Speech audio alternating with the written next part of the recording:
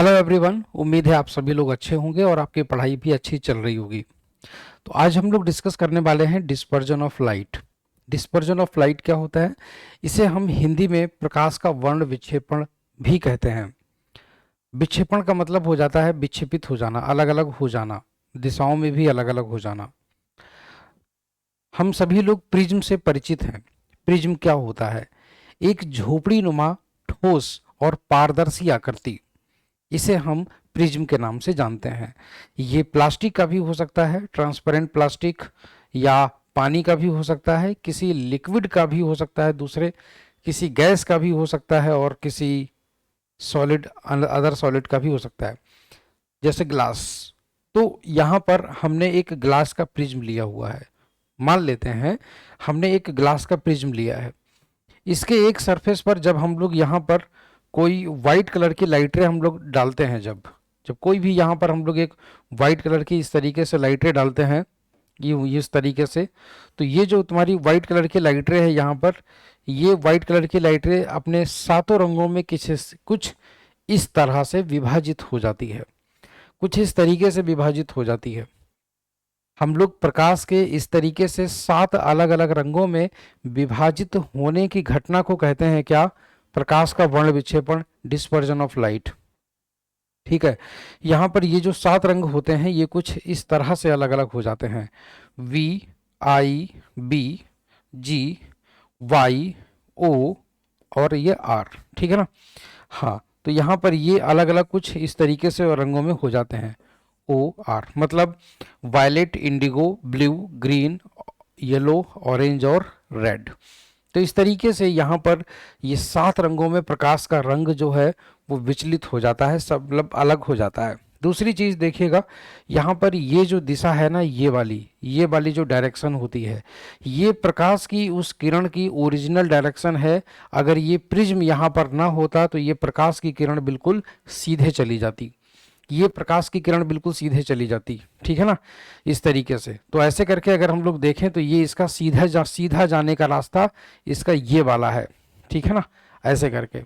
मगर क्या है कि लाल रंग का प्रकाश ऐसे करके इतना, यहां से इतना विचलित हो गया। ठीक है ना? इसको बोलते हैं लाल रंग का विचलन कोण। क्या बोलते हैं? लाल रंग का विचलन कोण, उसे बोलते हैं डेविएशन एंगल ऑफ रेड। ठीक है।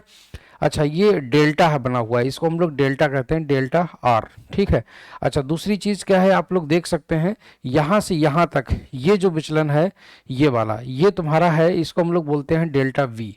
तो आप लोग एक चीज देख सकते हैं कि डेल्टा वी डेल्टा आर की तुलना में काफी ज्यादा है। कहने का मतलब कि जो वायलेट कलर होता है, वायलेट कलर का विचलन सबसे ज्यादा होता है लाल रंग की तुलना में। लाल रंग अपने रास्ते से सिर्फ इतना विचलित होता है, मगर वही वायलेट कलर इतना ज्यादा विचलित हो जाता है, अपने पाथ से वो डिविएट हो जाता है।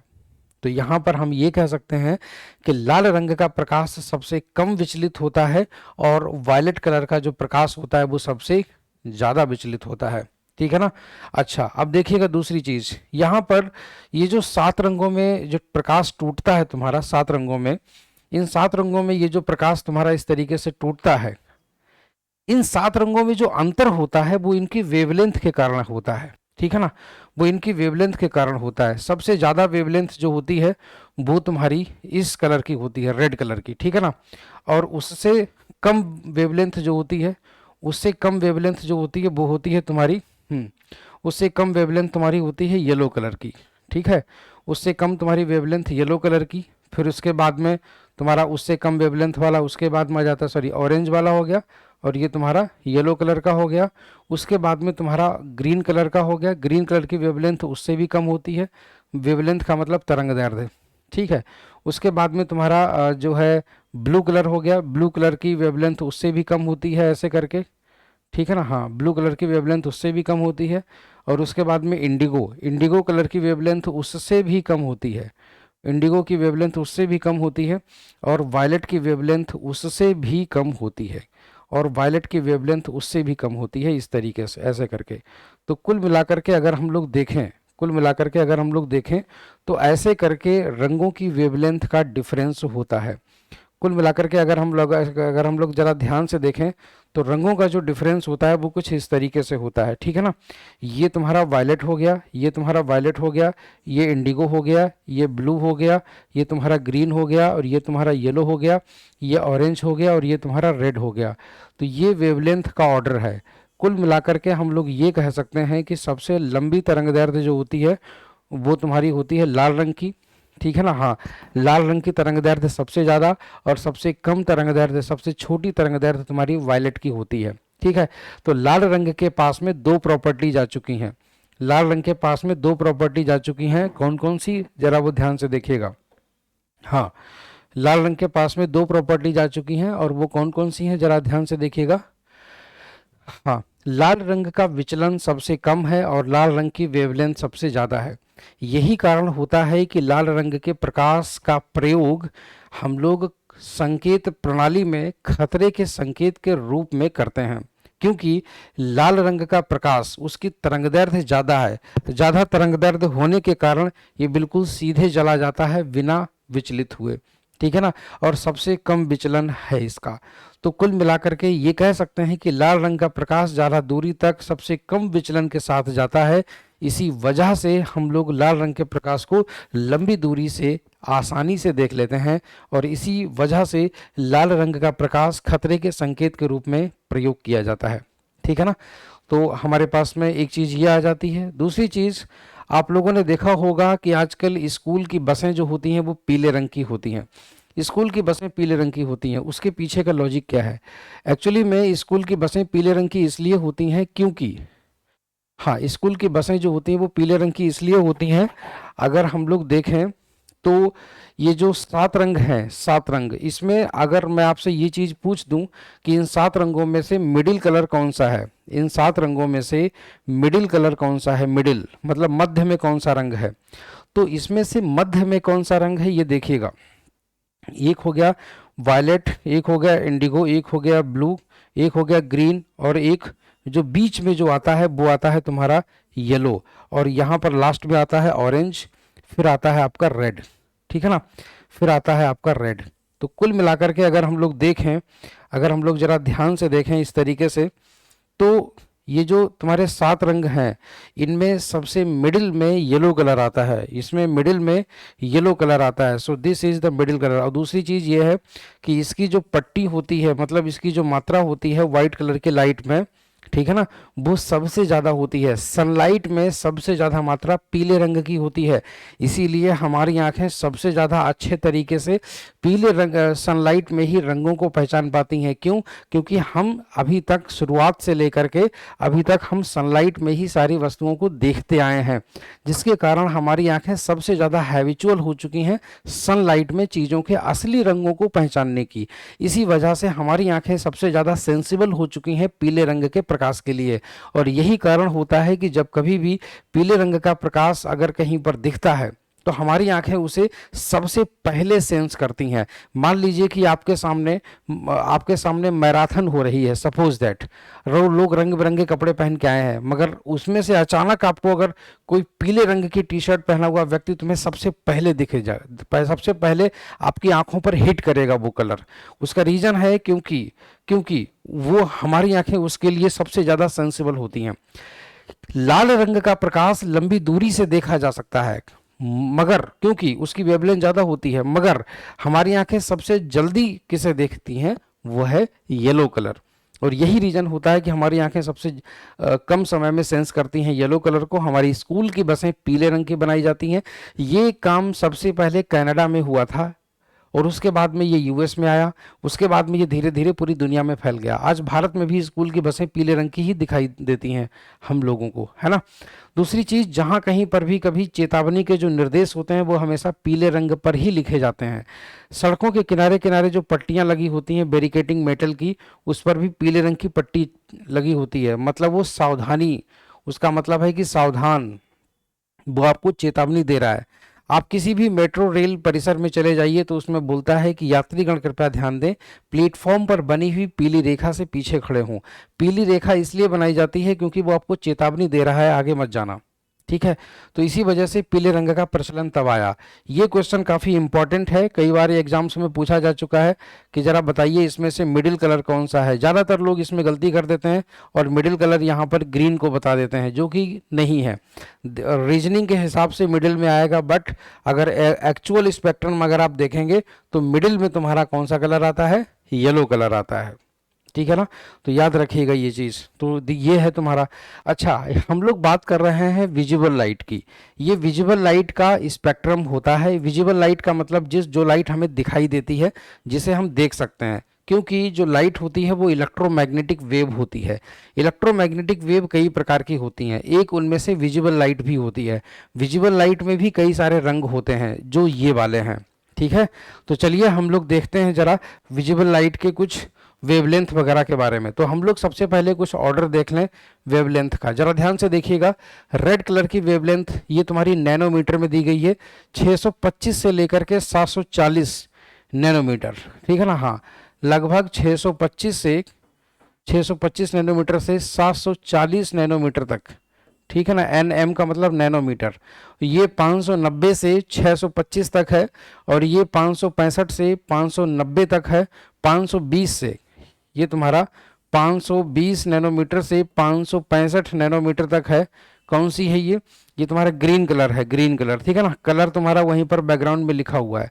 और ये तुम्हारा 445 से 520 न्यूटन सॉरी नैनोमीटर तक है, ये ब्लू कलर। और ये तुम्हारा इंडिगो कलर है, इंडिगो। जनरली इंडिगो कलर जो है ना, कपड़ों में नील के लिए जनरली लोग इस्तेमाल करते थे, हालांकि कुछ लोग नील इसी को बोलते हैं।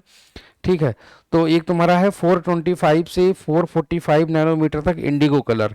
वायलेट कलर जो है, जो जामुन जामुन जैसा होता है, जामुन को खाने पर जो कलर निकलता है, तो 380 नैनोमीटर से 425 नैनोमीटर तक। ठीक है, अब हम बात ये आती है कि अब हम इसकी फ्रीक्वेंसी कैसे निकालें। तो फ्रीक्वेंसी आप लोग ऐसे करके निकाल सकते हैं। आप लोग इसकी रेंज, अगर आप लोग इस तरीके वाला ये वाला फार्मूला इस्तेमाल करेंगे, सी बराबर एफ लैम्डा, तो याद रखिएगा सी की वैल्यू तुम्हारी प्रकाश की चाल सभी के लिए एक बराबर होगी, इतने मीटर्स पर सेकेंड। ठीक है ना, और फ्रीक्वेंसी आपको निकालनी है लैम्डा। आप लैम्डा की वैल्यू एक एक करके रखते चले जाइए, आप लोग फ्रीक्वेंसी की दोनों वैल्यूज निकाल लेंगे। तो इस तरीके से हम लोग इसकी रेंज भी निकाल लेते हैं। जब इसकी रेंज हम लोग निकालते हैं तो हमारे पास में ये वैल्यूज हमें सामने दिखती हैं, 480 से लेकर के 405 टेरा हर्ट्ज। ठीक है ना, तो ये हो गया तुम्हारा। तो इस तरीके से ये हमारी फ्रीक्वेंसी दी गई है, और ये हमारी वेवलेंथ है। वेवलेंथ का ऑर्डर बिल्कुल वही है जो अभी मैंने आपको पीछे बताया था। ठीक है, चलिए अब मैं आप लोगों को इसके आगे जो है इसके कई सारे एग्जाम्पल्स हैं। जैसे मतलब डिस्पर्जन का सबसे अच्छा एग्जाम्पल है रेनबो का बनना, मतलब इंद्रधनुष का बनना। इंद्रधनुष बारिश के दिनों में जब बारिश हो जाती है तो हमारे एटमॉस्फेयर में पानी की छोटी छोटी बूंदें रह जाती हैं, बहुत छोटी छोटी बूंदें। वो छोटी छोटी बूंदें एक आसमान में ही रह जाती हैं, और उधर से जब सूरज उगता है तो सूर्य से आने वाली प्रकाश की किरणें उन्हीं पानी की बूंदों को पार करते हुए धरती तक आती हैं। जब वो धरती तक आती हैं तो वो विचलित हो चुकी होती हैं, क्योंकि पानी की बूंदें भी एक छोटी प्रिज्म की तरह काम करती हैं। कैसे, वो मैं आप लोगों को आगे बताऊंगा। ठीक है, चलिए देख लेते हैं।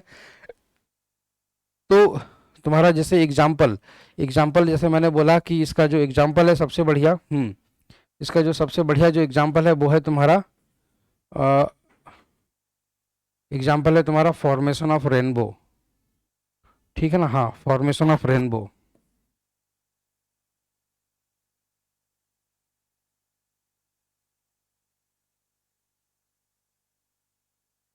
फॉर्मेशन ऑफ रेनबो,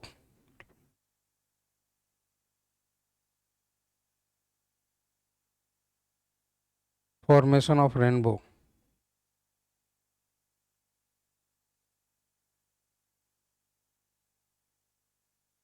ठीक है, हाँ, फॉर्मेशन ऑफ रेनबो। तो समझिएगा, इंद्रधनुष का बनना। अब देखिए, इंद्रधनुष तुम्हारे दो प्रकार के होते हैं। ओहो, इंद्रधनुष तुम्हारे दो प्रकार के होते हैं। नंबर एक होता है प्राइमरी रेनबो, एक होता है सेकेंडरी रेनबो। तो जरा ध्यान से देखिएगा, इस तरीके से ये तुम्हारी पानी की बूंद है, इस तरीके से ऐसे करके। ठीक है, हाँ, मान लेते हैं जैसे आसमान में पानी की बूंद कुछ इस तरीके से रह गई। ठीक है, एक बूंद इधर रह गई, एक बूंद यहाँ पर रह गई। तो हमने क्या किया, हमने इस तरीके से यहाँ पर प्रकाश की किरणें, मतलब सूरज तुम्हारा यहाँ से उगा ऐसे करके, जब इधर से सूरज उगा, ये तुम्हारा सन है, ठीक है। तो प्रकाश की किरणें कुछ इस तरीके से आती हैं, कुछ इस तरीके से ऐसे करके अलग हो जाती हैं, कुछ इस तरीके से आती हैं, कुछ इस तरीके से अलग हो जाती हैं। तो कुल मिलाकर के तुम्हारा यहाँ से 7 रंगों में ये अलग हो जाते हैं, वायलेट और ये रेड, ठीक है ना। हाँ, इस तरीके से तुम्हारी प्रकाश की किरणें अलग हो गई। अच्छा, दूसरी चीज़ क्या है, यहाँ पर दो घटनाएं घटती हैं, यहाँ पर दो घटनाएं घटती हैं। नंबर एक, जरा ध्यान से देखिएगा, यहाँ पर एक घटना तो तुम्हारी ये हो गई, दिस इज नंबर 1 और दिस इज नंबर 2। तो तुम्हारी पहली घटना जो हो गई वो हो गई तुम्हारी कौन सी, पहली घटना हो गई ये वाली, कौन सी, जब हवा से पानी के अंदर जा रही है प्रकाश की किरण, ठीक है। तो इसको हम लोग बोलते हैं क्या, रिफ्रैक्शन, इसको हम लोग बोलते हैं रिफ्रैक्शन, मतलब अपवर्तन, ठीक है। और दूसरी घटना तुम्हारी क्या हो गई, 7 रंगों में टूटना, तो इसको हम लोग बोलते हैं डिस्पर्जन। तो कुल मिलाकर के डिस्पर्जन यहाँ पर अपना रोल प्ले करता है, ठीक है ना। तो ये चीज़ हमारी क्लियर हो गई ऐसे करके। चलिए अब हम लोग आगे की ओर चलते हैं। अच्छा, अब आप जरा ध्यान से देखिएगा, अब की क्या हुआ कि सूरज इस तरीके से ऐसे करके उगा, ऐसे करके, ठीक है ना। और ऐसे करके प्रकाश की किरणें यहाँ पर आई और ऐसे करके आकर के और ऐसे करके अलग हो गई, ठीक है ना। हाँ, और ऐसे करके प्रकाश की किरणें आई, ऐसे करके अलग हो गई और ऐसे करके। मगर यहाँ पर खास बात क्या है, यहाँ पर वायलेट ऊपर बनता है, यहाँ पर रेड नीचे की तरफ बनता है, ठीक है। अब की इनका जो क्रम होता है वो तुम्हारा बदल जाता है, याद रखिएगा। अब की इनका क्रम बदल जाता है इस तरीके से, ऐसे करके, इस तरीके से, ठीक है ना। हाँ, तो यहाँ पर तुम्हारी 3 घटनाएं घटती हैं। नंबर 1 पहले नंबर पर, दूसरे नंबर पर, और ये तुम्हारी तीसरे नंबर पर। तो पहली, दूसरी और तीसरी, ठीक है, पहली, दूसरी और तीसरी। तो यहाँ पर पहले नंबर पर जो घटना घटती है उसको हम लोग बोल सकते हैं रिफ्रैक्शन, उसको हम लोग बोल सकते हैं रिफ्रैक्शन, हिंदी में उसे बोलते हैं अपवर्तन, ठीक है ना, अपवर्तन। और जो दूसरे नंबर पर जो घटना घटी है उसको हम लोग बोलते हैं डिस्पर्जन, मतलब वर्ण विक्षेपण, उसको बोलते हैं वर्ण विक्षेपण। और जो तीसरे नंबर पर जो घटना घटी है उसको दूसरे नंबर पर जो घटना घटी है वो है तुम्हारी, एक मिनट, दूसरे नंबर पर जो घटना घटी है वो है तुम्हारा पूर्ण आंतरिक परावर्तन, उसको हम लोग बोलते हैं TIR। अब ये TIR क्या होता है जिसके बारे में हम अभी डिस्कस करेंगे थोड़ी देर में। तो कुल मिलाकर के यहाँ पर 2 तरीके के रेनबो बनते हैं, एक तुम्हारा प्राइमरी रेनबो हो गया, ठीक है ना। हाँ, एक तुम्हारा प्राइमरी रेनबो हो गया, इसको बोलते हैं प्राइमरी रेनबो। प्राइमरी रेनबो तुम्हारा तब बनता है जब हमारी आंखों के सामने सूरज होता है, ठीक है ना। और जो सेकेंडरी रेनबो होता है वो तुम्हारा तब बनता है जब हमारी पीठ के पीछे रेनबो होता, वो होता है सूरज, ठीक है ना। हाँ, तो हमारी पीठ के पीछे सूरज होता है ऐसे करके, ठीक है। चलिए, तो ये चीज़ हो गई ऐसे करके, यूं करके, ठीक है। इसको हम लोग बोल देते हैं सेकेंडरी रेनबो।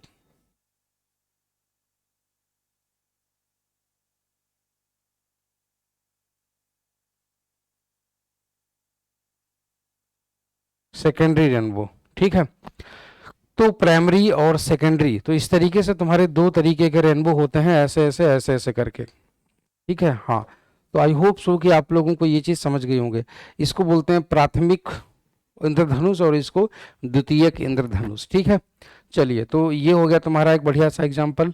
और इसको हम लोग एग्जाम्पल के रूप में जानते हैं, किसके एग्जाम्पल के रूप में जानते हैं, इसको हम लोग जानते हैं वर्ण विक्षेपण के एग्जाम्पल के रूप में, ठीक है ना, वर्ण विक्षेपण के एग्जाम्पल के रूप में। चलिए अब हम लोग आगे की तरफ चलते हैं, ठीक है। देखिएगा, इनके इनके हिंदी के नाम वैसे आप लोगों ने लिख लिए होंगे, मतलब ज़रूरत नहीं है वैसे बताने की,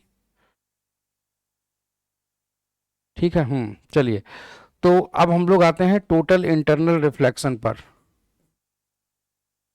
total internal reflection, total internal reflection, इसको हिंदी में हम लोग बोलते हैं पूर्ण आंतरिक परावर्तन,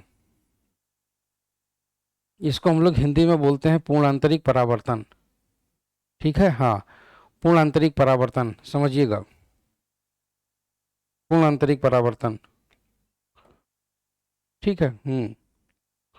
पूर्ण आंतरिक परावर्तन, चलिए, पूर्ण आंतरिक परावर्तन।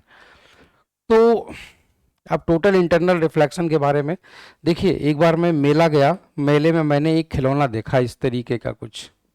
हाँ, मेले में मैंने कुछ इस तरीके का एक खिलौना देखा, ऐसे करके, एक ऐसे करके छोटा सा डब्बा रखा हुआ था, इसमें से ढेर सारे रेसे निकले हुए थे इस तरीके से, इस तरीके से, ऐसे ऐसे ऐसे ऐसे करके, ऐसे ऐसे करके रेसे निकले हुए थे यूं करके। ठीक है, हाँ, इस तरीके से रेसे निकले हुए थे ऐसे करके। तो हमने क्या किया, ये जो हमने जब ये खिलौना देखा, जब हमने यहाँ पर ये खिलौना देखा तो हमने बड़ा सरप्राइज हुए कि यहाँ पर एलईडी जल रही थी, इस तरीके से बिजली का तार गया था। मगर मैं देख रहा था कि यहाँ पर अलग अलग रंगों के, यहाँ पर अलग अलग रंगों के जो है ना, ये जो तार थे, ये प्लास्टिक के तार कह सकते हो इनको, ये अलग अलग रंगों में से ऐसे ऐसे करके चमक रहे थे। मतलब मैं बड़ा सरप्राइज हो गया कि ये ऐसा कैसे, क्योंकि एलईडी यहाँ पर चमक रही थी, यहाँ पर चमक रहे थे, तो ऐसा क्यों हुआ। तो मैंने ये चीज़ पता करने की कोशिश करी। जब मैंने इनको पता करने की कोशिश करी तो एक सैंपल लिया, इनका एक सैंपल लिया मैंने, छोटा सा सैंपल, ठीक है। इसका एक पतला सा सैंपल मैंने इस तरीके से ऐसे करके ले लिया, यूं करके, ठीक है ना। हाँ, तो जब मैंने इस तरीके से ऐसे करके इसका सैंपल लिया, तो हुआ ये कि इसके अंदर प्रकाश की एक किरण ऐसे करके डाली गई, ठीक है ना। हाँ, तो इसके अंदर ऐसे करके प्रकाश की किरण डाली गई। जब इसके अंदर ऐसे करके प्रकाश की किरण डाली गई तो ये वाली प्रकाश की किरण ऐसे करके आई, यूं करके, ठीक है। और ये वाली प्रकाश की किरण ऐसे करके यहाँ गई, ऐसे करके, ये वाली प्रकाश की किरण यहाँ पर ऐसे करके आई, ऐसे करके, ठीक है ना। और ये वाली प्रकाश की किरण ऐसे करके यहाँ आ गई। तो कुल मिलाकर के अगर हम लोग देखें तो इस प्लास्टिक के फाइबर के अंदर, ये जो प्लास्टिक का फाइबर था, तो मतलब रेसा था, इसके अंदर इस तरीके से प्रकाश की किरणें चली, ठीक है। अच्छा, यहाँ पर आप लोग देखते हैं ये जो प्रकाश, ये जो फाइबर होता है, ये सॉलिड होता है, ठीक है ना। ये सॉलिड फाइबर होता है, सॉलिड, ठीक है ना। हाँ, ये सॉलिड फाइबर होता है, ठीक। अच्छा, दूसरी चीज़, जब ये सॉलिड है, ऊपर हवा है, ठीक है ना, और नीचे भी हवा है, ठीक है, और ये बीच में तुम्हारा सॉलिड है। तो अगर हम इसको ये कह दें कि ये तुम्हारा डेंसर मीडियम है और ये तुम्हारा रेयरर मीडियम है और ये भी तुम्हारा रेयरर मीडियम है, तो कोई गलत नहीं होगा, क्योंकि ये डेंसर है, ये रेयरर है, ये भी रेयरर मीडियम है, ठीक है ना। तो यहाँ पर प्रकाश की किरण जो है ना, प्रकाश की किरण डेंसर में चलते हुए रेयरर में जाना चाहती है। कहाँ जाना चाहती है? रेयरर में जाना चाहती है, ऐसे ऐसे ऐसे ऐसे ऐसे करके। मगर वो वापस लौट आती है कहाँ? डेंसर में। डेंसर से वो जाना चाहती है कहाँ? हाँ, डेंसर से वो जाना चाहती है रेयरर में। डेंसर से वो रेयरर में जाना चाहती है, ठीक है। और यहाँ पर वो तुम्हारी डेंसर से रेयरर में जाना चाहती है, ठीक है। मगर वापस लौट जाती है फिर डेंसर में। तो कुल मिलाकर के अगर हम लोग जरा ध्यान से देखें, कुल मिलाकर के अगर हम लोग जरा ध्यान से देखें ऐसे करके, कि जो लाइट रे तुम्हारी डेंसर में चल रही है, वो रेयरर में जाना चाहती है मगर वापस लौट आई डेंसर में, डेंसर से फिर डेंसर में, मतलब वो अपने ही मीडियम में रह रही है, वो बाहर नहीं जा रही है, ठीक है। तो यहाँ पर क्या होता है, एक चीज और देखते हैं कि यहाँ पर ये हुआ कि यहाँ पर अगर आप, यहाँ पर लाइट के रूप में अगर आपने 100 जूल की अगर एनर्जी दी है, तो दूसरे सिरे पर 100 जूल की एनर्जी वापस आ जाती है, ठीक है ना। तो इस वजह से हम लोग देख लेते हैं कि प्रकाश ऊर्जा 100 जूल दी गई, 100 जूल दूसरे सिरे से बाहर आ गई। इसका ये मतलब हो गया कि यहाँ से ऊर्जा का कोई भी विनाश नहीं हुआ, पूरा का पूरा, पूरी की पूरी जो लाइट है वो तुम्हारी इन बिंदुओं पर परावर्तित हो गई। कौन सी बिंदुओं पर? इन बिंदुओं पर, इन बाउंड्रीज पॉइंट्स पर यहाँ पर रिफ्लेक्ट हो गई। इसीलिए हम लोग यहाँ पर बोलते हैं, यहाँ पर क्या चीज हुआ है, यहाँ पर तुम्हारा पूर्ण आंतरिक परावर्तन हुआ है। क्या हुआ है? यहाँ पर पूर्ण आंतरिक परावर्तन हुआ है, ऐसे करके, ठीक है ना। यहाँ पर हुआ है पूर्ण आंतरिक परावर्तन, इसी को बोलते हैं TIR, पूर्ण आंतरिक परावर्तन। क्योंकि प्रकाश की किरण अंदर ही अंदर परावर्तित होकर के निकल जाती है उस तरफ, इसीलिए हम लोग उसको बोलते हैं पूर्ण आंतरिक परावर्तन, टोटल इंटरनल रिफ्लेक्शन, ठीक है। तो इस तरीके से ऐसी प्रकाश की जो घटना होती है उसको हम लोग बोल देते हैं पूर्ण आंतरिक परावर्तन। आई होप सो कि आप लोगों को ये चीज़ क्लियर हो गई होगी, ठीक है। चलिए, तो आई होप सो कि आप लोगों को ये चीज़ क्लियर हो गई होगी। हाँ, यहाँ पर मैं लिखता हूँ, यहाँ पर मैं लिखता हूँ, लाइट रे travelling in denser medium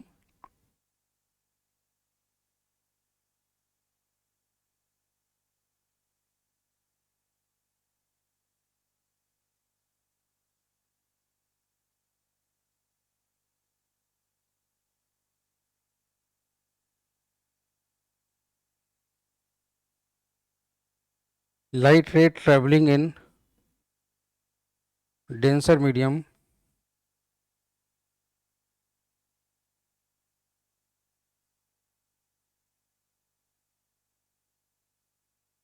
when tries to go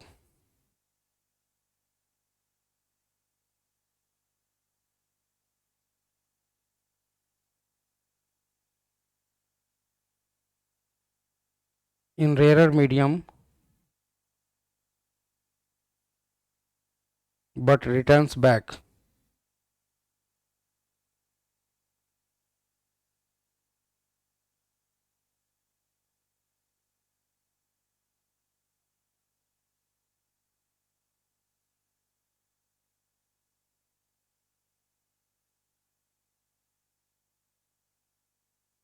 ये ठीक है ना, हाँ, to denser medium. Okay, so this phenomena of light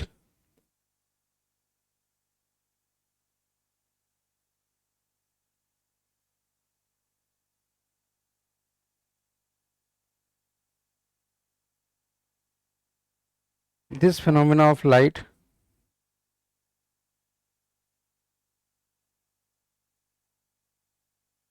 is known as this phenomena of light is known as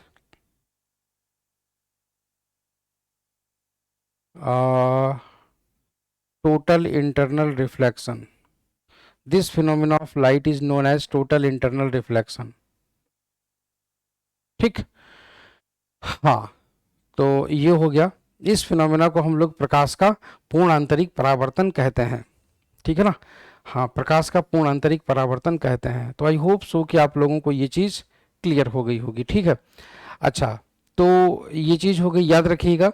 ये कई बार ये चीज़ पूछा गया है कि TIR कब होता है. TIR तब होता है जब कोई लाइट रे डेंसर मीडियम में चल रही हो, रेयरर में जाना चाहती हो, मगर वापस लौट आती है कहाँ, डेंसर मीडियम में. ठीक है, इसके कई सारे एग्जाम्पल्स हैं, जैसे कि, हाँ, एग्जाम्पल्स, हीरा इसीलिए चमकता है. ठीक है ना, हाँ, डायमंड साइंस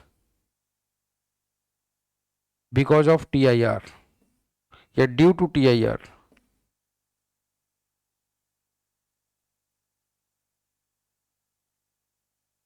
हीरा भी पूर्ण आंतरिक परावर्तन के कारण चमकता है. दूसरा चीज, इस वाले फाइबर में चूंकि प्रकाश चलता है, इसीलिए हम लोग इसे ऑप्टिकल फाइबर बोलते हैं. क्या बोलते हैं, ऑप्टिकल फाइबर. तो ऑप्टिकल फाइबर भी इसी सिद्धांत पर काम करता है. ठीक है ना, हाँ,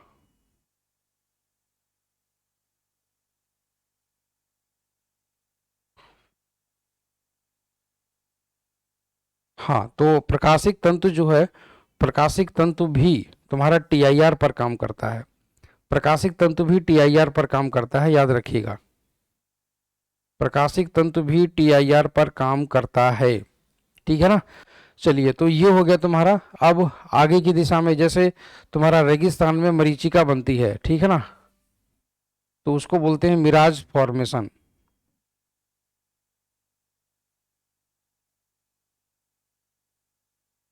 मिराज फॉर्मेशन टेक्स प्लेस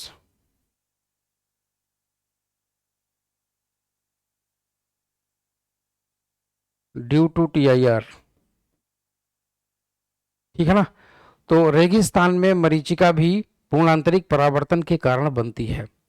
रेगिस्तान में मरीचिका भी पूर्ण आंतरिक परावर्तन के कारण बनती है. ठीक है ना, तो आई होप सो कि आप लोगों को ये सारी चीज़ें क्लियर हो गई होंगी. ठीक है, और आप इसे नोट भी कर लेंगे इस तरीके से, ऐसे करके. ठीक है, चलिए, रेगिस्तान की मरीचिका, इसको हम लोग बोलते हैं, देखिएगा, रेगिस्तान की मरीचिका. अब ये रेगिस्तान की मरीचिका क्या होती है वो भी हम आपको बता देते हैं. ठीक है, चलिए देखिएगा.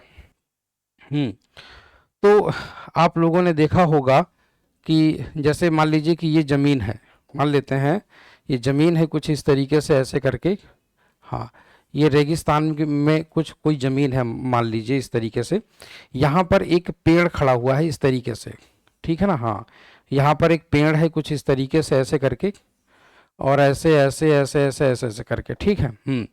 अच्छा, यहाँ पर जो हवाएं हैं, हवाएं मतलब जो एयर है यहाँ पर, और ज़मीन चूँकि रेगिस्तान में गर्मियों के दिनों में काफ़ी गर्म हो जाती है, जब सूरज काफ़ी तेज होता है, गर्मियों के दिनों में बहुत गर्मी पड़ जाती है, तो ज़मीन से जो गैसें होती हैं वो तुम्हारी ऊपर की ओर उठ के चली जाती हैं, ठीक है ना। ज़मीन से गरम गरम गैसें होकर के ऊपर चली जाती हैं, तो ज़मीन पर बन जाता है क्या, विरल माध्यम।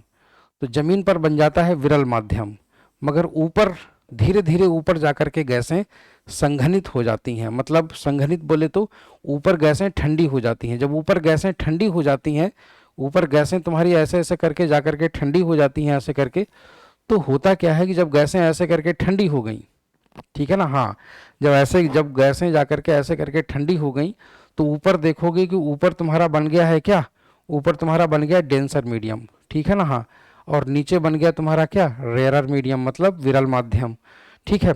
तो प्रकाश की जो किरणें ऐसे करके यहाँ से आती हैं, ऐसे करके वो जो उधर जाना चाहती हैं, कहाँ, वो इस तरीके से ऐसे करके जो जाना चाहती हैं, कहाँ, रेयरर में, डेंसर से आई हैं, रेयरर में जाना चाहती हैं, मगर वापस लौट गई कहाँ, डेंसर में, ऐसे करके।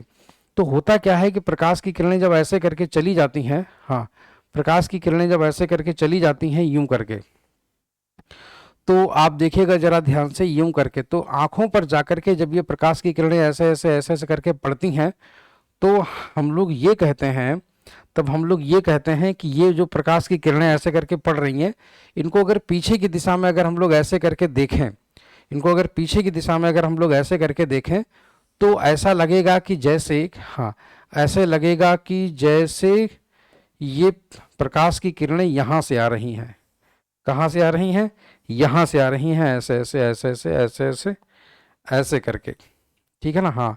तो ऐसा लगेगा जैसे प्रकाश की किरणें तुम्हारी यहाँ से आ रही हैं ऐसे करके, ठीक, इस तरीके से। तो पेड़ के नीचे पेड़ दिखाई देने लगता है, ये इसकी इमेज दिखाई देने लगती है, ठीक है ना, ये तुम्हारा ट्री है, ठीक है ना, और ये उसकी इमेज है, ठीक है ना। तो इसीलिए ऐसा लगता है जैसे यहाँ पर पानी भरा हुआ है, क्योंकि ऐसा तभी नज़र आता है जब यहाँ पर पानी भरा हुआ हो, ठीक है ना। तो जब ये ऐसा लगता है जैसे जब यहाँ पर पानी भरा हुआ हो, ठीक है। तो इसी वजह से इसी को बोलते हैं रेगिस्तान की मरीचिका। जनरली आप लोगों ने गर्मियों में सड़क पर भी देखा होगा, सड़क पर, तो सड़क पर जब आपने देखा होगा तो गर्मियों के दिनों में सड़क पर भी ऐसे ही कुछ सीन दिखाई देने लगता है, ठीक है। तो इसी को हम लोग बोलते हैं मिराज। आई होप सो कि आप लोगों को ये चीज़ क्लियर हो गई होगी, ठीक है ना। चलिए अब हम लोग आते हैं डायमंड पर। देखिएगा डायमंड कैसे ऐसा हो जाता है। डायमंड डायमंड जो होता है, डायमंड के सरफेस की इस तरीके से घिसाई होती है कि उनके सरफेसेस एक दूसरे से कुछ इस तरीके के एंगल बनाते हैं, उनके सरफेसेस कुछ एक दूसरे से इस तरीके का एंगल बनाते हैं ऐसे करके, एक दूसरे से कुछ इस तरीके का एंगल बनाते हैं ऐसे करके, हाँ, देखिएगा ऐसे ऐसे करके, ठीक है, हाँ। तो वो कुछ इस तरीके से ऐसे करके एंगल बनाते हैं, यूं करके और ये यूं करके, ठीक है ना, हाँ, वो यूं करके ऐसे करके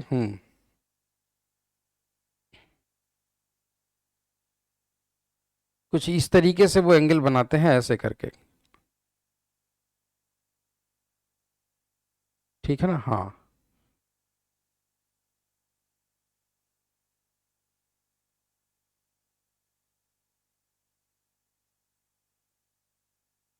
इस तरीके से एंगल कुछ बना लेते हैं वो लोग ऐसे करके, ठीक, ऐसे करके। अब मतलब इस तरीके से घिसा होता है। अब लाइट रेज क्या करती हैं, लाइट रे अगर एक बार अगर एंट्री कर गई इसके अंदर इस तरीके से किसी भी तरीके से, तो यहाँ पर आकर के वो गिरती है, फिर वो यहाँ जाती है ऐसे करके, फिर वो यहाँ से यहाँ टकराती है ऐसे करके, फिर वो यहाँ से यहाँ ऐसे करके टकराती है, फिर वो ऐसे करके यहाँ से यहाँ टकराती है, इस तरीके से ऐसे करके वो अंदर ही अंदर घूमती रहती है। तो मल्टीपल टीआईआर होते रहते हैं, है ना, टीआईआर होते रहते हैं, मल्टीपल टीआईआर, तो मल्टीपल टीआईआर होते रहते हैं। इसीलिए प्रकाश की जो किरणें होती हैं वो उसके अंदर जो एक बार घुस गई तो वो उसी के अंदर मल्टीपल टीआईआर होते हैं, और इसी के कारण ऐसा होता है, ठीक है ना, हाँ, इसी के कारण ऐसा होता है। ठीक है, तो इसी कारण ऐसा होता है, तो आप समझ जाइएगा। So these are due to multiple TIRs। ठीक, तो डायमंड भी इसीलिए चमकता है, डायमंड भी इसीलिए चमकता है ऐसे करके।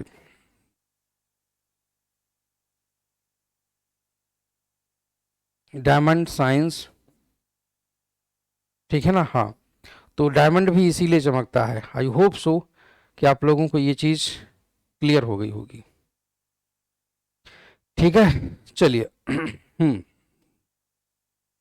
क्लियर हो गई चीज़। अब हम लोग आगे की तरफ चलते हैं। तो ऐसे ही ऑप्टिकल फाइबर, देखिए ऑप्टिकल फाइबर और कुछ नहीं था, ऑप्टिकल फाइबर यही वाला फाइबर था, इसी को हम लोग बोलते हैं ऑप्टिकल फाइबर। इसको हिंदी में लिखने के लिए कुछ और नहीं करना है, आपको बस इतना लिखना है, सघन माध्यम में चलती हुई प्रकाश किरण जब विरल माध्यम में जाना चाहे मगर वो वापस आ जाए सघन माध्यम में, तब हम लोग प्रकाश की इस घटना को कहते हैं क्या, पूर्ण आंतरिक परावर्तन। तब हम लोग इसे पूर्ण आंतरिक परावर्तन कहते हैं। ठीक है, चलिए, तो अब हम लोग आते हैं जरा, अब हम लोग आते हैं लेंस की ओर। ठीक है, हाँ, तो अब हम लोग लेंस सीखेंगे, लेंस। जनरली देखिए लेंस या मिरर, जो आई मीन लेंस और मिरर, इन दोनों को अगर पढ़ा जाए तो बहुत वाइड है ये, बहुत ज़्यादा है ये। ठीक है, बट जो आपके एग्जामिनेशन में जो आता है मैं आप लोगों को वही पढ़ाऊंगा, ताकि आपको मेहनत कम करनी पड़े और साथ में आपके क्वेश्चन सारे सही हो जाएं। ठीक है, क्योंकि इन पर हम इतना समय दे सकते हैं कि मैं कम से कम सिर्फ इस चैप्टर को अगर सही से ख़त्म करूं तो कम से कम 12 से 15 घंटे में इस पर पढ़ा सकता हूं, बट उतनी ज़रूरत आपके सिलेबस में नहीं होती है। ठीक है ना, तो याद रखिएगा हम लोग वही चीज़ें पढ़ेंगे जो हमारे काम की हैं। तो अब हम लोग सीखेंगे लेंस के बारे में। देखिएगा, लेंस प्यारे बच्चों दो प्रकार के होते हैं जनरली। वैसे लेंस को हम लोग तीन प्रकार से डिवाइड कर सकते हैं। ठीक है, अच्छा, अब लेंस होते क्या है, पहली चीज़ तो ये जानो, लेंस की जब हम लोग बात करते हैं, ये पारदर्शी माध्यम में दो बाउंड्रीज में घिरे हुए एक संरचना को, एक स्ट्रक्चर को हम लोग लेंस कहते हैं। ठीक है, दो बाउंड्रीज कैसी हैं, इसके बेस पर हम लोग लेंस को टाइप्स में डिवाइड करते हैं। जनरली जो सबसे ज़्यादा इस्तेमाल में आने वाले जो लेंस हैं वो दो हैं, बट तीन हम लोग कैटेगराइज करते हैं। कौन कौन से लेंस? नंबर वन, एक होता है तुम्हारा प्लेन लेंस।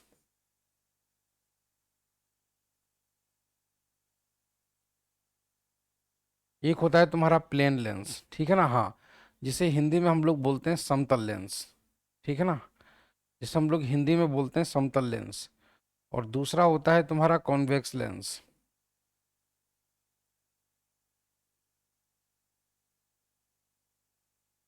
और तीसरा होता है तुम्हारा कॉन्वेक्स लेंस।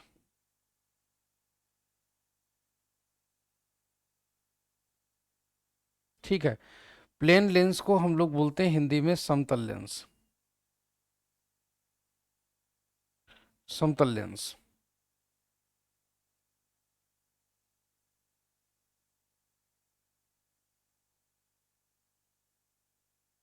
ठीक है, कॉन्वेक्स लेंस को हम लोग हिंदी में बोलते हैं उत्तल लेंस।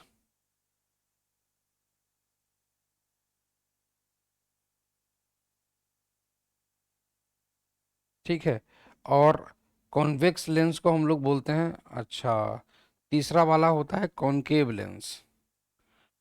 तीसरा वाला होता है कॉनकेव लेंस, कॉनकेव लेंस। ठीक है, हाँ, इसे हम लोग बोलते हैं हिंदी में अवतल लेंस।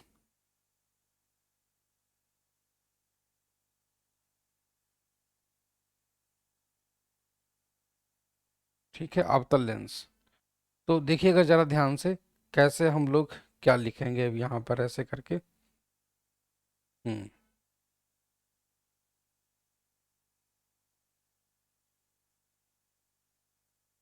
चलिए, तो ये तीन प्रकार के तुम्हारे जो लेंस होते हैं वो ये होते हैं, जिनके नाम ये होते हैं। अब इनके आकार कैसे होते हैं, ये कैसे दिखते हैं, वो हम लोग समझ लेते हैं। देखिएगा, समतल लेंस तुम्हारा बिल्कुल समतल होता है। समतल का मतलब हो गया बिल्कुल प्लेन, ठीक है ना। हाँ बिल्कुल प्लेन। इस तरीके का जो लेंस होता है वो कुछ ऐसा होता है, देखिएगा। कुछ इस तरीके का लेंस ऐसा होता है, बिल्कुल एकदम सीधा, ठीक है ना। तो ये तुम्हारा हो गया क्या, समतल लेंस।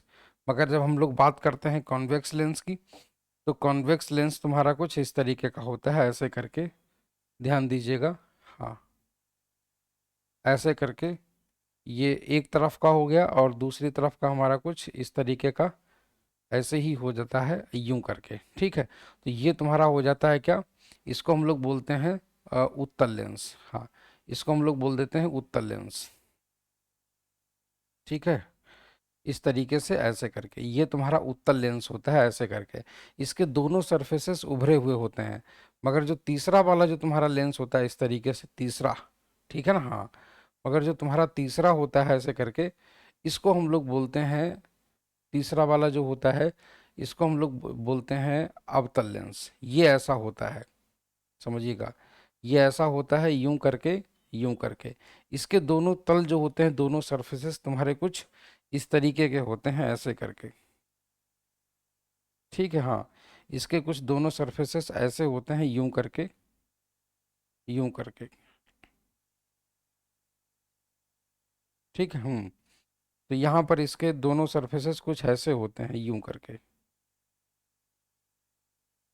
यूं करके, ठीक है ना। तो चलिए नोट कर लीजिए। तो ऐसे करके ये इनके नाम होते हैं, और ऐसे करके ये इनके आकार होते हैं, ठीक है। तो इनके उभरे हुए सरफेस को देख करके हम लोग बोल देते हैं उभरे हुए सरफेस, मतलब उत्तल लेंस, ठीक है। तो ऐसे करके इनके नाम होते हैं। दूसरी चीज क्या है कि ये सभी के सभी पारदर्शी होते हैं। अच्छा, दूसरी चीज, इनके बीचों बीच से एक लाइन गुजरती है यहाँ से, ऐसे करके, ठीक है। चलिए, ये जो लेंस जैसे यहाँ पर बना हुआ है, इसके बीचों बीच से ऐसे करके एक लाइन गुजरती है यहाँ से, क्षैतिज रेखा। इसे हम लोग बोलते हैं मुख्य अक्ष, प्रिंसिपल एक्सिस, ठीक है ना, हाँ। प्रिंसिपल एक्सिस, इसको हिंदी में बोलते हैं मुख्य अक्ष,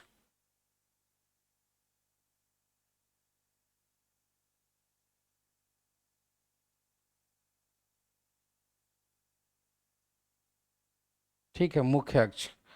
दूसरी चीज क्या है, समझिएगा। हम्म दूसरी चीज क्या है कि ऐसे करके ये जो तुम्हारा ऐसे करके जो यहाँ पर जो लेंस है, तो ये ऐसे करके बीचों बीच से जो गुजरता है, यहाँ से लाइन गुजरती है, इस बीचों बीच से लाइन गुजरती जो है ना, ये भी तुम्हारी क्या कहलाती है, प्रिंसिपल एक्सिस कहलाती है, ऐसे करके ध्यान से देखिएगा। ये भी तुम्हारी प्रिंसिपल एक्सिस कहलाती है, ठीक है। और ये जो प्लेन लेंस होता है, प्लेन लेंस भी तुम्हारा ऐसे करके यहाँ पर है, इसे भी हम लोग प्रिंसिपल एक्सिस ही बोलते हैं, ऐसे करके, ये ऐसे करके, ठीक है ना। अच्छा, दूसरी चीज क्या है, मेरी बात समझिएगा, ऐसे करके कि इनके बीचों बीच से एक इस तरीके की लाइन होती है, ऐसे करके, ठीक है, हाँ। इस तरीके की ऐसे करके लाइन होती है, यूं करके,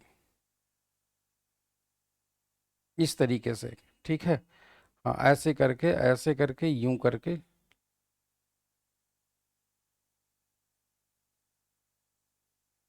हाँ देखिएगा, ये ऐसे करके, ठीक है, हाँ।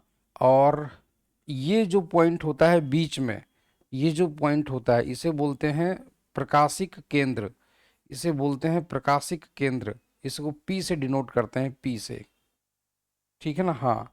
इसको पी से डिनोट कर देते हैं, प्रकाशिक केंद्र, इस तरीके से, ठीक है ना। चलिए, तो अब हम लोग आगे की तरफ चलते हैं। अब हम लोग देखते हैं, ये तो हमें पता चल गया कि कौन कौन से लेंस है, इनके नाम क्या हैं, ठीक है। अब देखिएगा जरा, हाँ। चलिए, अब हम लोग आगे की तरफ चलते हैं, ध्यान से देखिए। तो सबसे पहले हम लोग प्रॉपर्टीज़ के बारे में जानेंगे, ज़रा ध्यान से देखिएगा।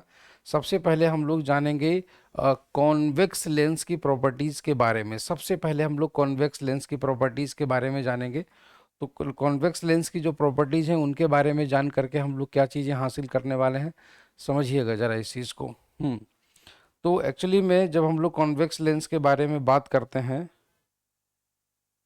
हाँ, कॉन्वेक्स लेंस के बारे में जब हम लोग बात करते हैं, तो कॉन्वेक्स लेंस में होता क्या है, पहली चीज़ तो ये समझिए। देखिए, ये कॉन्वेक्स लेंस है। हम लोग क्या करेंगे, सबसे पहले इसके प्रॉपर्टीज के बारे में जानेंगे कॉन्वेक्स लेंस की।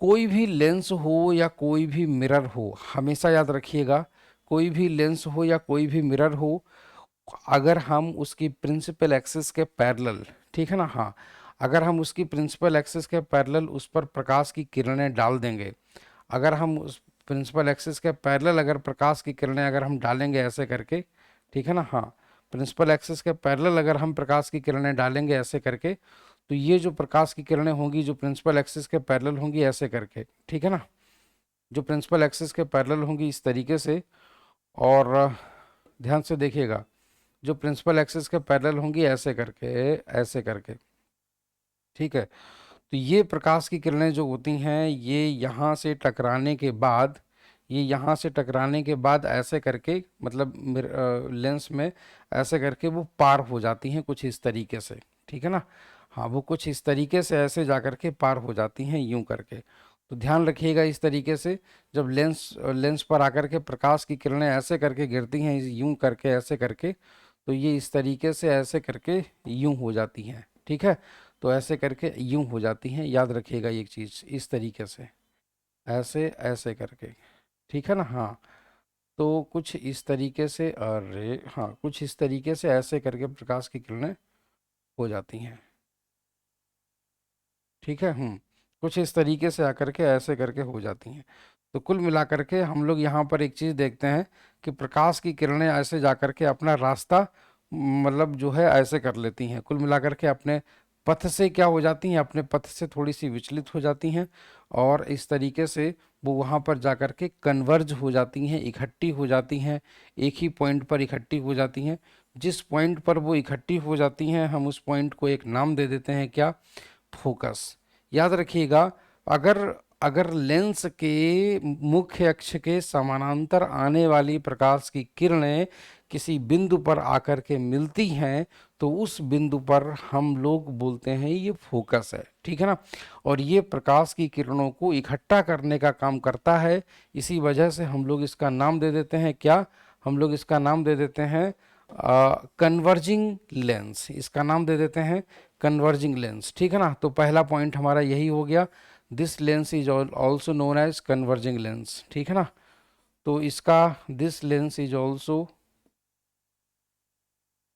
इसको हम लोग कन्वर्जिंग लेंस के बारे में भी जानते हैं, हाँ, के रूप में भी जानते हैं, ठीक है ना, हाँ, कन्वर्जिंग लेंस, कन्वर्जिंग लेंस का मतलब होता है अभिसारी लेंस, इसको हम लोग अभिसारी लेंस के रूप में भी जानते हैं, ठीक है। अभिसारी लेंस,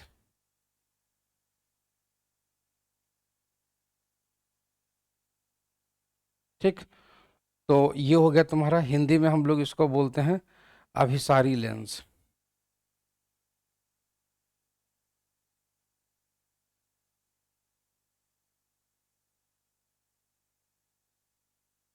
ठीक है ना, हाँ, अभिसारी लेंस, समझिएगा, अभिसारी लेंस,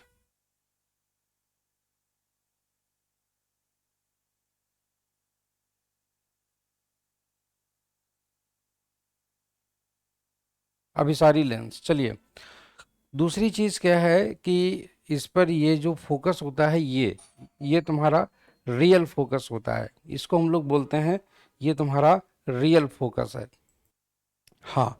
तो ये जो लेंस है, तो अभी मैंने जैसे बोला, यहाँ पर जो इमेज बनती है इसमें, मतलब प्रतिबिंब, कोई भी वस्तु इधर रखी हुई है उसका इधर असली प्रतिबिंब बनता है, ठीक है। असली प्रतिबिंब मतलब रियल इमेज बनती है।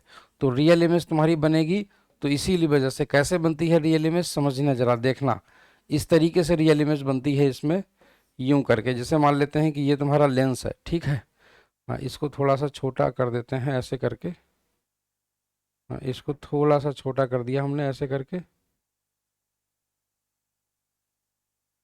ओ, हाँ, ये तुम्हारा ऐसे करके ये हो गया। इसको भी हम लोग ऐसे ऐसे करके थोड़ा सा छोटा कर देते हैं ऐसे करके, यूं करके। अब देखिएगा, इसमें अगर हम यहाँ पर अगर हम लोग कोई भी एक मोमबत्ती रख दें या कुछ भी रख दें इस तरीके से यहाँ पर, तो यहाँ पर क्या होगा कि जो इसकी इमेज बनेगी वो तुम्हारी यहाँ से असली इमेज जा करके बनेगी। या हम एक कोई सीधे सीधे पॉइंट पॉइंट ले लेते हैं, पॉइंट, ठीक है। तो देखिएगा यहाँ पर हमने ऐसे ऐसे करके कोई भी एक पॉइंट रख दिया, तो ये यहाँ से एक किरण ऐसे करके ऐसे करके ऐसे करके गई, यहाँ पर ऐसे करके चली गई, ठीक है। अच्छा, दूसरी किरण भी तुम्हारी ऐसे ही करके चली गई, इस तरीके से ऐसे करके गई, ऐसे ऐसे, और ये ऐसे करके जा करके यहाँ पर मिल गई इस तरीके से, ऐसे, अरे हाँ, ये इस तरीके से ऐसे ऐसे ऐसे ऐसे, ठीक है। तो इस तरीके से ऐसे ऐसे करके, इस तरीके से ऐसे ऐसे करके ऐसे ऐसे करके गई यहाँ पर, वो जाकर के यहाँ पर ऐसे करके मिल गई। तो कुल मिलाकर के अगर हम लोग ये देखें, कुल मिलाकर के हम लोग ये देखें, तो ये तुम्हारा ऑब्जेक्ट है, ठीक है ना। और यहाँ पर तुम्हारी इमेज बनेगी। तो यहाँ पर जो इमेज बन रही है वो तुम्हारी बिल्कुल रियल इमेज बन रही है। रीजन, रियल का मतलब क्या हो गया? रियल का मतलब तुम्हारा हो गया कि वो असली किरणों से बन रही है। तो यहाँ पर हम लोग बोलते हैं ये जो तुम्हारी इमेज है ये तुम्हारी रियल इमेज है, ठीक है ना। हाँ, यहाँ पर रियल इमेज बनती है, रियल, ठीक है ना। तो ये चीज़ हो जाती है। दूसरा तुम्हारा फॉर्म्स रियल इमेज,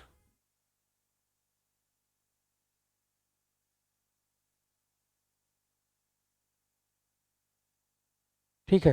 देखिए, कभी कभी वर्चुअल इमेज भी बनाता है, वर्चुअल इमेज भी बनाता है, मगर उसकी ये कंडीशन होती है। बट ज़्यादातर ये रियल इमेज यहाँ पर इस तरीके से बना लेता है, ठीक है। चलिए, तो यहाँ पर हम लोग इसको अगर मतलब नहीं भी लिखेंगे तो कोई दिक्कत नहीं है। अच्छा, और यहाँ पर देखिएगा ये जो डिस्टेंस होती है, ये यहाँ से लेकर के यहाँ तक की जो डिस्टेंस होती है, इसको हम लोग बोल देते हैं फोकल लेंथ। यहाँ से यहाँ तक की, एक सेकेंड, यहाँ से यहाँ तक की जो डिस्टेंस होती है इसे हम लोग बोलते हैं फोकल लेंथ, ठीक है ना। हाँ, फोकस, इसी को फोकस दूरी भी बोला जाता है, फोकस दूरी, फोकल लेंथ,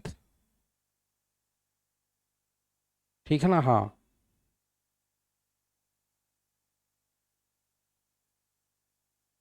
फोकस दूरी, ठीक है ना। हाँ, फोकस दूरी, ठीक। ये तुम्हारी फोकस दूरी हो गई, फोकल लेंथ हो गई। तो अब बात मेरी यहाँ पर समझिएगा, ये तुम्हारी फोकल लेंथ हो गई, ठीक है। चलिए, तो हाँ, ऐसे करके ये तुम्हारी फोकस दूरी हो गई, ठीक है। अच्छा, ये जो फोकस दूरी है इसकी, ये तुम्हारी पॉजिटिव है। ये इस तरफ पॉजिटिव क्यों है समझिएगा, क्योंकि ये लेंस के इस तरफ है। तो यहाँ पर हम लोग बोलते हैं इसकी जो फोकल लेंथ है वो तुम्हारी पॉजिटिव है, राइट साइड में, ठीक है।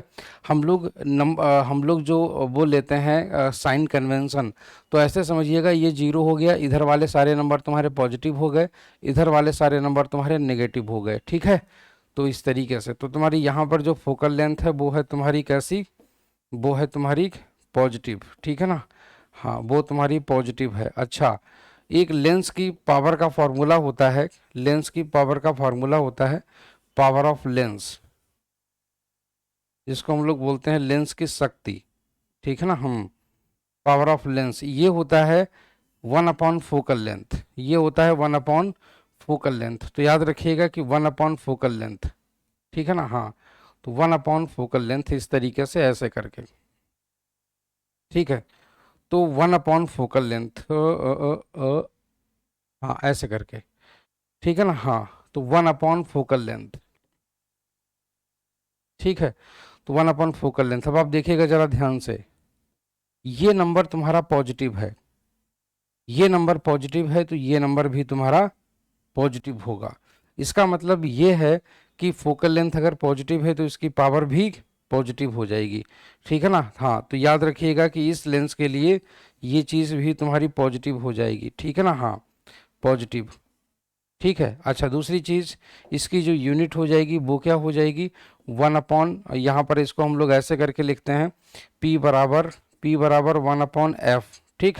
अगर F तुम्हारा अगर मीटर में है, अगर F तुम्हारा मीटर में है तो पावर तुम्हारी डायोप्टर में हो जाएगी, डायोप्टर, DIOP, डायोप्टर, ठीक है ना। हाँ, डायोप्टर।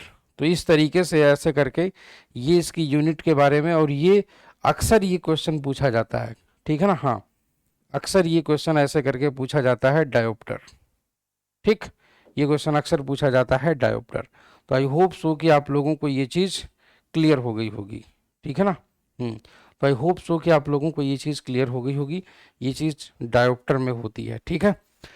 चलिए अब हम लोग चलते हैं आगे की दिशा में, आगे की दिशा में, और अब हम लोग सीखेंगे क्या, कॉनकेव के बारे में, ठीक है ना। हाँ, अब हम लोग सीखेंगे कॉनकेव के बारे में। तो देखिएगा जरा कॉनकेव के बारे में, ये हाँ कॉनकेव देखिएगा। तो कॉनकेव लेंस के बारे में जब हम लोग बात करेंगे तो सबसे पहले ये चीज़ देखेंगे कि कॉनकेव लेंस हमारा दिखता कैसा है। तो कॉनकेव लेंस कैसा दिखता है ये आपको पता है। कॉनकेव लेंस को थोड़ा सा हम लोग बड़ा बना लेंगे इस तरीके से, ऐसे करके, ठीक है ना। हाँ, ऐसे करके हमने बड़ा बना लिया, ध्यान से देखिए ज़रा। तो यहाँ पर हमने क्या किया, प्रकाश की एक इस तरीके से किरण डाल दी। यहाँ पर हमने ऐसे करके किरण डाल दी, यूं करके, ठीक है ना। हाँ, प्रकाश की एक किरण मैंने यहाँ पर ऐसे करके भी डाल दी मैंने। तो मैंने ये देखा ऐसे ऐसे करके, ऐसे, ठीक है ना। हाँ, और मैंने प्रकाश की किरण एक यहाँ पर ऐसे करके डाल दी, यूं करके, ठीक है ना। हाँ, प्रकाश की किरण मैंने ऐसे करके यूं करके डाल दी, ठीक है। और ये तुम्हारी प्रकाश की किरण ऐसे करके यूं हो गई, ठीक है ना। हाँ, तो ये वाली तुम्हारी प्रकाश की किरण ऐसे करके यूं हो गई। तो कुल मिलाकर के अगर हम लोग जरा ध्यान से देखें, कुल मिलाकर के अगर हम लोग जरा ध्यान से देखें तो हमको लगेगा कि लाइट रे बिल्कुल यहाँ से ऐसे ऐसे ऐसे करके आ रही है, ठीक है ना। हाँ, तो हमको बिल्कुल ऐसे करके लगेगा जैसे लाइट रे बिल्कुल यहाँ पर ऐसे ऐसे करके आ रही है, और यूं करके जा रही है, यूं करके, ठीक है ना। हाँ, लाइट रे बिल्कुल ऐसे ऐसे करके यूं करके ऐसे करके हो रही है, ठीक है ना। तो यूं करके, तो हम ऐसे करके लाइट रे आई और ऐसे करके लाइट रे चली गई। ये एक्चुअली में हम अपने मन से ऐसा नहीं कर रहे हैं कि लाइट रे ऐसे जा रही हैं, ये सारे के सारे अपवर्तन के नियमों का पालन करती हैं। ये सारे के सारे अपवर्तन के नियमों का पालन करती हैं, ठीक है। तो यहाँ पर हमें ऐसा महसूस होता है कि प्रकाश की किरणें यहाँ से आती हुई प्रतीत हो रही हैं, ठीक है ना। ऐसा लगता है जैसे प्रकाश की किरणें यहाँ से आती हुई प्रतीत हो रही हैं, कुछ इस तरीके से ऐसे करके, ठीक है ना। हाँ, कुछ इस तरीके से ऐसे करके। तो इसी वजह से जैसे यहाँ पर अगर कोई अपनी आँख को ऐसे ऐसे ऐसे ऐसे करके लगाता है, यहाँ पर अगर कोई अपनी आँख को ऐसे ऐसे ऐसे ऐसे करके लगाता है, तो उसको लगेगा कि जैसे यहाँ पर, उसको लगेगा कि जैसे यहाँ पर ये तुम्हारा फोकल लेंथ है, मतलब फोकस है। ये वाला जो फोकस होता है ये वर्चुअल फोकस होता है, ठीक है ना। ये वर्चुअल फोकस का मतलब आभासी फोकस है, ठीक है ना। हाँ, तो हम लोग इस तरीके से बोलते हैं वर्चुअल फोकस, ठीक है ना। हाँ, वर्चुअल फोकस, ठीक है। तो ये तुम्हारा वर्चुअल फोकस हो गया इस तरीके से। आई होप सो कि आप लोगों को ये चीज़ समझ में आ गई होगी, ठीक है। अच्छा, दूसरी चीज़ क्या है, ज़रा ध्यान से देखिएगा। इसके मध्य से और यहाँ तक की जो दूरी होती है फोकस तक की, हम लोग इसको बोलते हैं फोकल लेंथ। क्या बोलते हैं, हम लोग इसको बोलते हैं फोकल लेंथ, ठीक है। इसको हम लोग बोलते हैं फोकल लेंथ, फोकल लेंथ मतलब फोकस दूरी। और ये जो फोकस दूरी है ना, ये फोकस दूरी तुम्हारी नेगेटिव है, ठीक है ना। हाँ, ये फोकस दूरी तुम्हारी नेगेटिव है क्योंकि ये तुम्हारे लेंस के लेफ्ट साइड में बन रही है, ठीक है ना। ये इस तरफ बन रही है। ऑलवेज एक चीज़ हमेशा याद रखना, प्रकाश की किरणें हमेशा लेंस के लेफ्ट साइड से डालनी है, ठीक है। ये एक साइन कन्वेंशन है और कुछ नहीं। हम लोग हमेशा किसी भी वस्तु को लेंस के लेफ्ट साइड में ही रखते हैं, कोई भी प्रकाश की किरणें डालते हैं तो लेफ्ट साइड में डालते हैं, इसीलिए ये वाला साइन कन्वेंशन तुम्हारा वैलिड है, ठीक है। तो इस तरीके से हमने जैसे बोला ना कि यहाँ पर जीरो, इस तरफ सारे नंबर पॉजिटिव, इस तरफ सारे नंबर नेगेटिव, ठीक। तो इस तरीके से होता है, इस तरफ वाले सारे नंबर तुम्हारे नेगेटिव ले लिए जाएंगे ऐसे करके, ठीक है। हम्म तो इस तरफ तुम्हारे सारे नंबर नेगेटिव, उस तरफ सारे नंबर पॉजिटिव, इस तरीके से। और ये तुम्हारा जैसे ये सारे नंबर हमने यहाँ पर नेगेटिव ले लिए, तो मैं तुमसे एक चीज़ बोलूँगा कि यहाँ पर पावर क्या होगी, पावर, ठीक है ना। तो power of lens, power of lens, ठीक है, इसको हम लोग बोलते हैं 1 अपॉन फोकल लेंथ।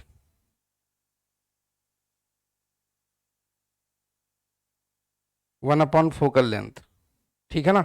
तो 1 अपॉन फोकल लेंथ। अब आप एक चीज समझिएगा, ये नंबर अगर नेगेटिव है तो ये वाला नंबर भी तुम्हारा नेगेटिव होगा, ये वाला नंबर भी तुम्हारा नेगेटिव होगा, ठीक है ना। तो इसीलिए याद रखिएगा कि ये नंबर अगर तुम्हारा नेगेटिव है, आई मीन ये वाली पावर तुम्हारी p is equal to 1/f, तो ऑब्वियस सी बात है ये नंबर तुम्हारा नेगेटिव, तो ये भी तुम्हारा नंबर नेगेटिव। तो इसीलिए ये कहा गया है कि जो कॉन्केव लेंस होता है उसकी पावर हमेशा नेगेटिव होती है, ठीक है। जैसे जो लोग चश्मा पहनते हैं और बोलते हैं कि मेरी आंखों के चश्मे का पावर -2.5 है, इसका मतलब वो कौन सा लेंस लगाए हुए हैं, कॉन्केव लेंस लगाए हुए हैं। इस लेंस से जाने वाली प्रकाश की किरणें डाइवर्ज होती हैं, फैल जाती हैं, इसी वजह से हम लोग इसका नाम दे देते हैं डाइवर्जिंग लेंस, ठीक है ना। हाँ, तो यहाँ पर मैं लिख देता हूँ, this lens is also known as diverging lens. This lens is also known as diverging lens. Diverging lens को हिंदी में हम लोग बोलते हैं अपसारी लेंस, ठीक है ना।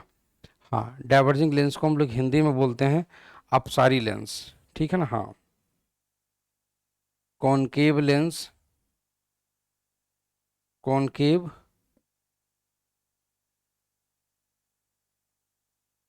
ठीक है ना, इसी को हम लोग एक नाम दे देते हैं क्या, डाइवर्जिंग लेंस।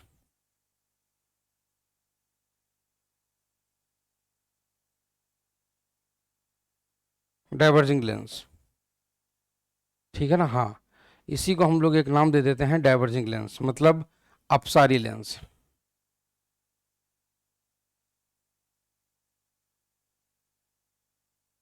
अपसारी लेंस,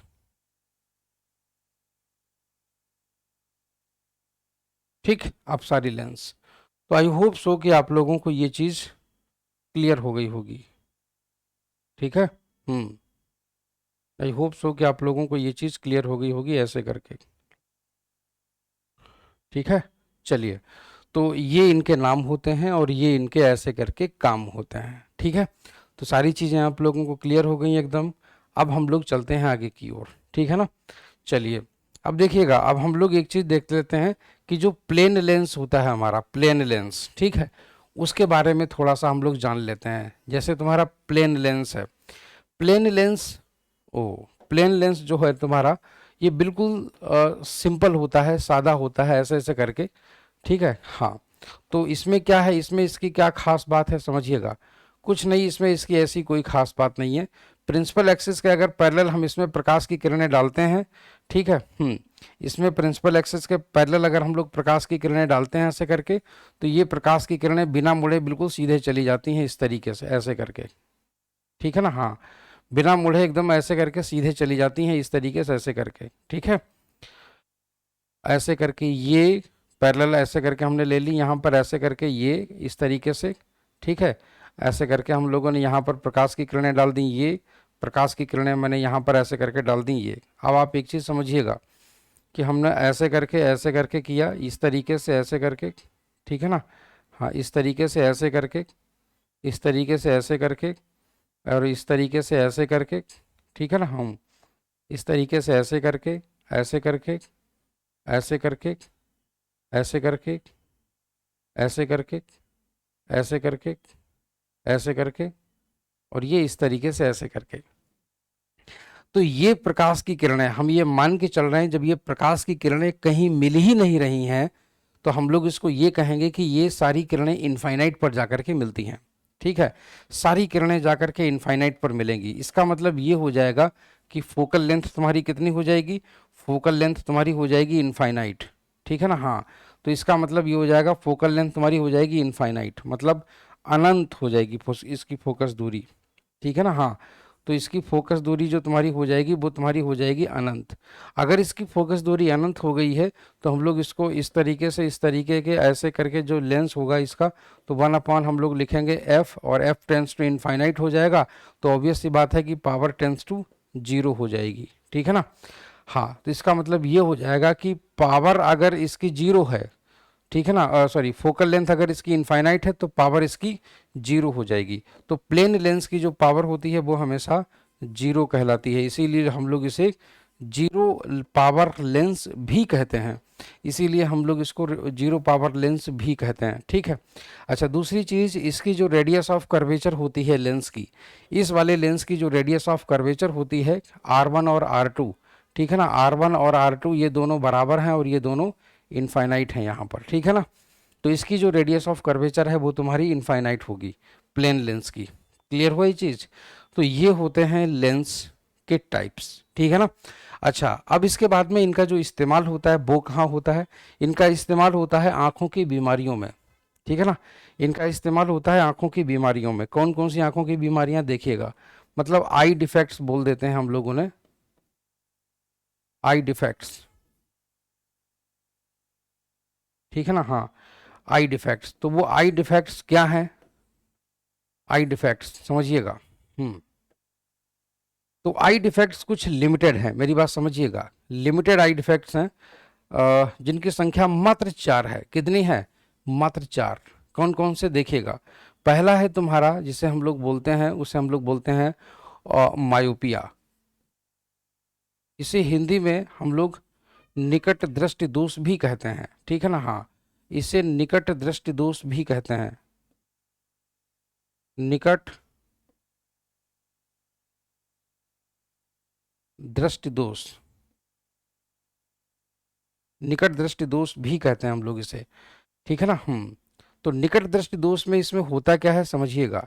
एक्चुअली जब हम लोग मायोपिया के बारे में बात करते हैं, समझिएगा, ये जो इनके हिंदी में नाम होते हैं, समझ जाइएगा कि ये अपने नाम के बिल्कुल उल्टे होते हैं।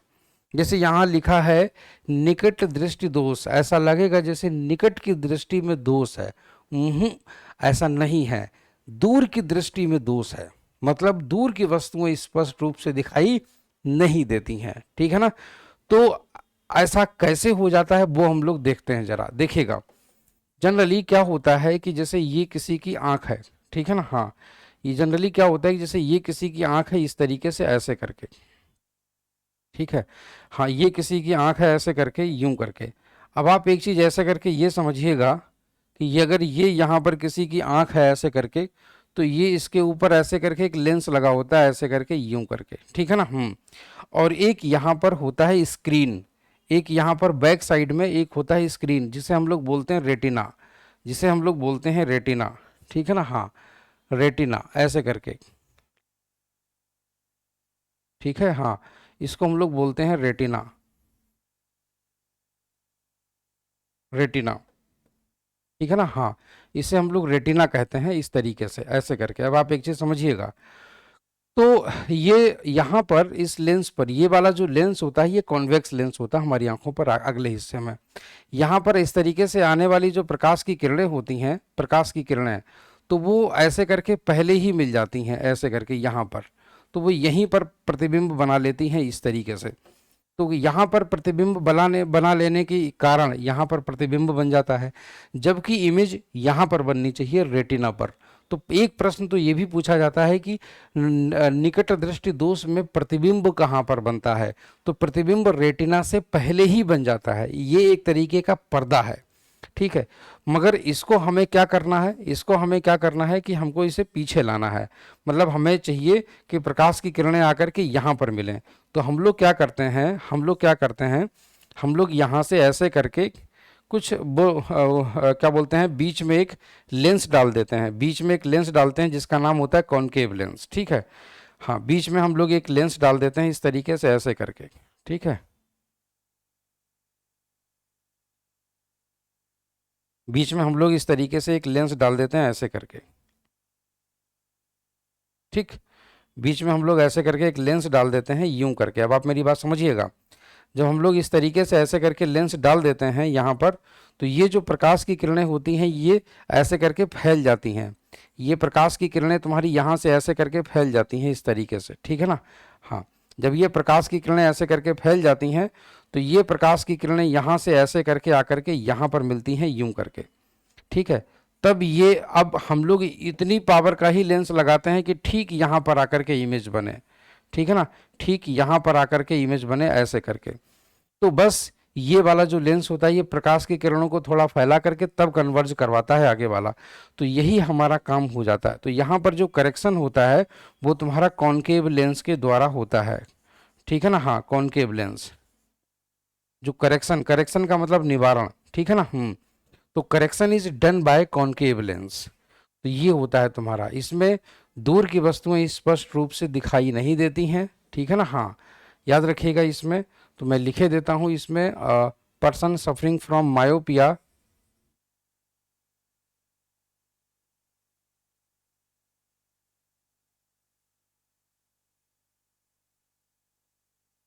person suffering from myopia cannot see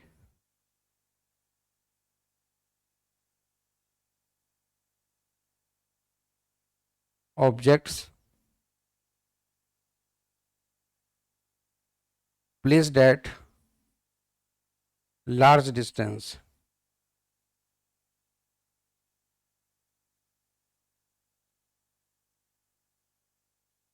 Cannot see objects clearly.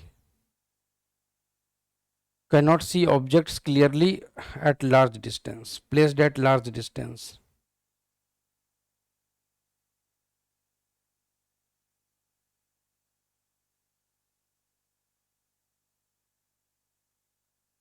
हम्म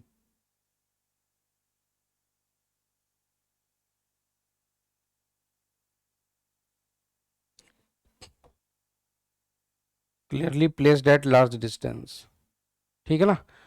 तो ये हो गया तुम्हारा, है ना।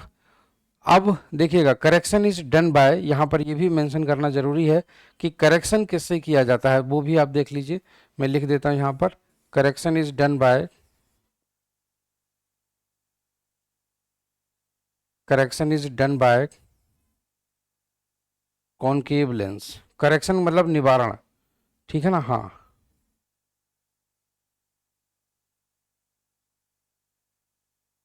ठीक। कॉनकेव लेंस का मतलब है नेगेटिव पावर लेंस,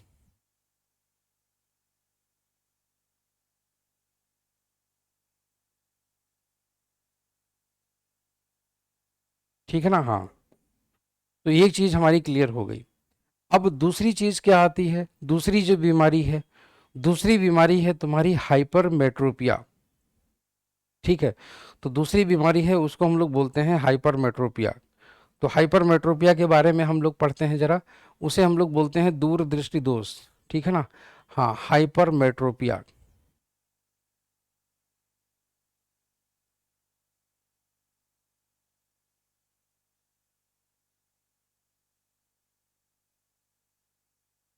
हाइपरमेट्रोपिया उसको हम लोग बोलते हैं दूरदृष्टि दोष, दूरदृष्टि दोष।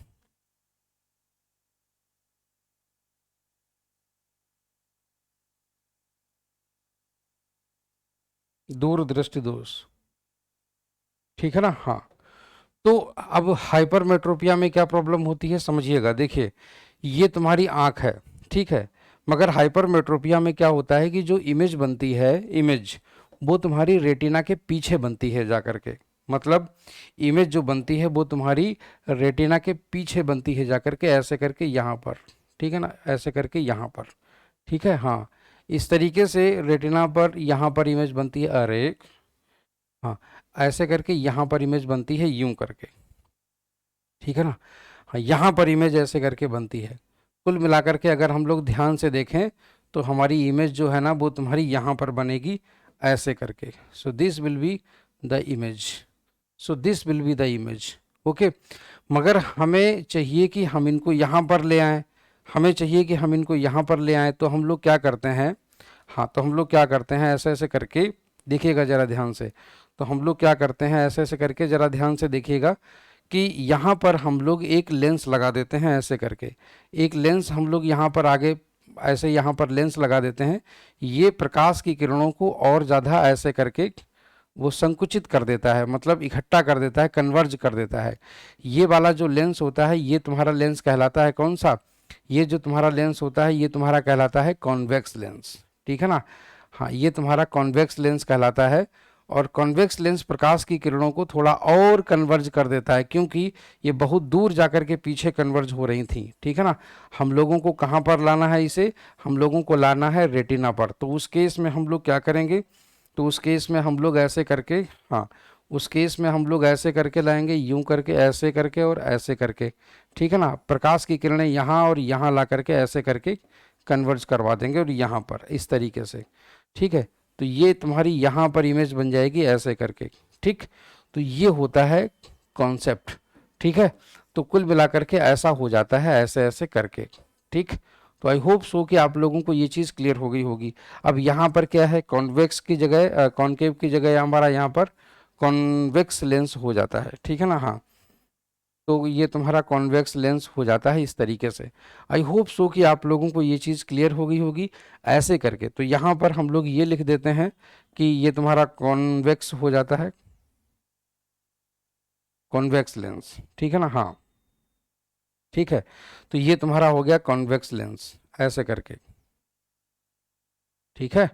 हाँ, चलिए, तो यहाँ पर ये जो तुम्हारा हो जाएगा, ये हो जाएगा तुम्हारा पॉजिटिव पावर, ये तुम्हारी हो जाएगी पॉजिटिव पावर इस तरीके से, ठीक है।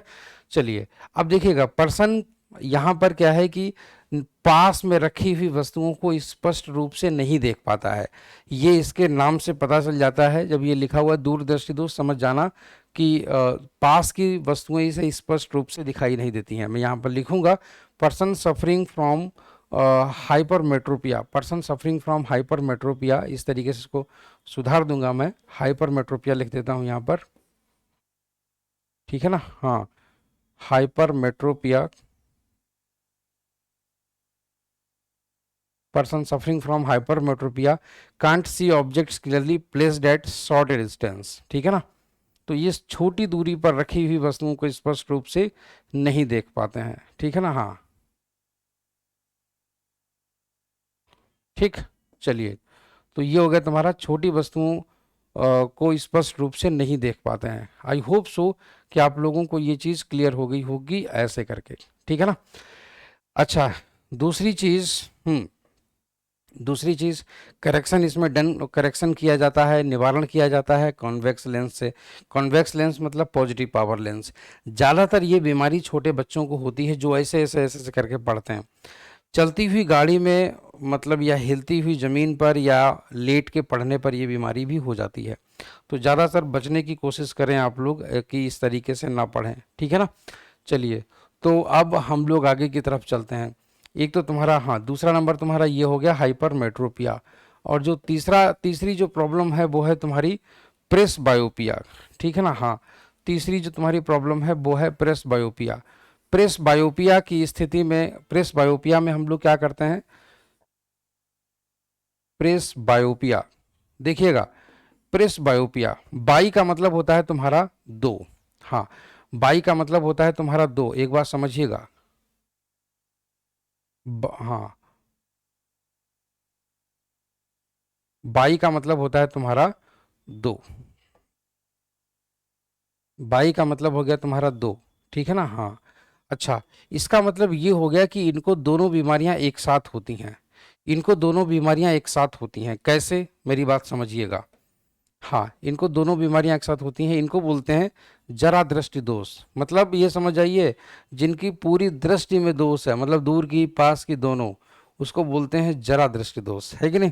तो ये नाम के उल्टे हैं बिल्कुल, इसीलिए हम लोग इसको बोल देते हैं जरा दृष्टि दोष,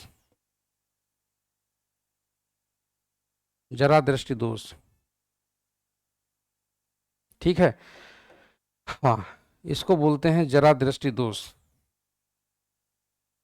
जरा दृष्टि दोष, समझिएगा। तो जरा दृष्टि दोष, इसमें क्या होता है देखिएगा, इसमें इसमें एक्चुअली में ऐसा चश्मा होता है किसी किसी का, ऐसे करके, ओहो, ऐसे करके, ये देखो यूं यूं करके, ठीक है। तो एक तुम्हारा ये ऐसे करके और ये तुम्हारा ऐसे करके। तो जनरली क्या होता है कि इसमें एक ऐसे करके चश्मा होता है, इसमें दोनों लेंस एक साथ लगे होते हैं, इस तरीके से आप लोगों को देखे होंगे। तो जैसे तुम्हारे जो दादा दादी या नाना नानी के जो चश्मे होते हैं वो तुम्हारे जनरली ऐसे ही होते हैं, ठीक है ना, हाँ ऐसे करके। तो इसमें एक क्वेश्चन पूछा जाता है कि निचले हिस्से वाला चश्मा लेंस कौन सा होता है। नीचे वाला जो लेंस होता है वो होता है तुम्हारा कॉन्वेक्स लेंस, मतलब उत्तल लेंस, ठीक है ना, हाँ।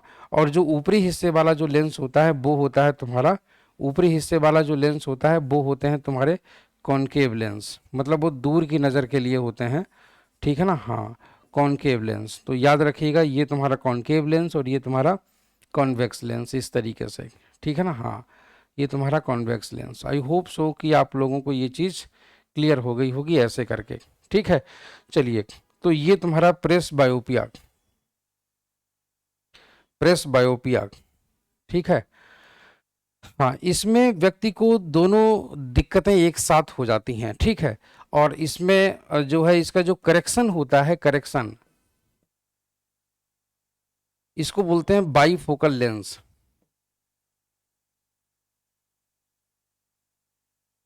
इसको बोलते हैं बाईफोकल लेंस, मतलब द्विफोकस लेंस। इसके दो फोकस वाला लेंस होता है ना, इसीलिए हम लोग उसको द्विफोकस लेंस भी कहते हैं,